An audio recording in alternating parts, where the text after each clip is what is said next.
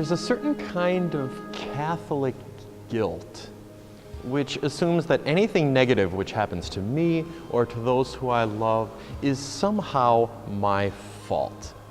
If something bad strikes me, either I caused it, or at the very least, I deserve it. And we see this sort of mentality well rooted in the biblical world. In the gospel reading today, a man is brought to Jesus who was born blind.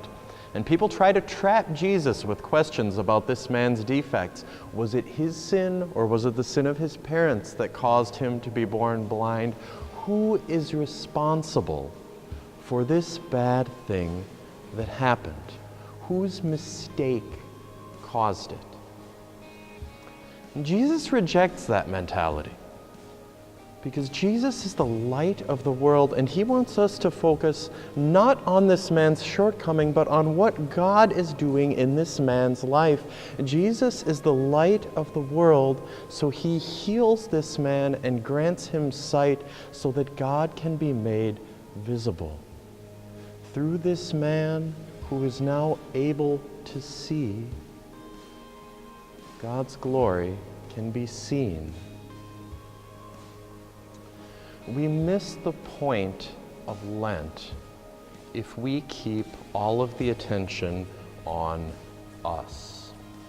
And sometimes I think we focus on our Lenten disciplines of prayer and fasting and almsgiving because we're trying to remedy our sins. We turn Lent into this effort at self-help, kind of like a glorified diet. Lent is not about self-help.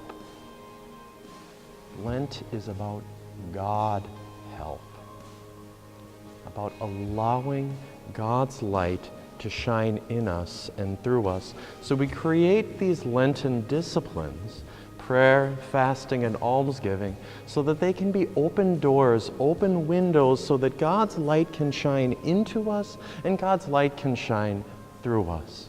Because it is God's initiative that starts it all. It is God that prompts us to do penance. It is God who knew us before we were born, God who called us in the waters of baptism, and God who invites us to take on these penances so that he can transform us. The focus of Lent, as we renew our discipline this week, is not on our shortcomings, but on God's work. Just as with the man born blind, Jesus' focus is not on his blindness, but on God's glory. My name is Father Jason Welle from the Franciscan Monastery of the Holy Land.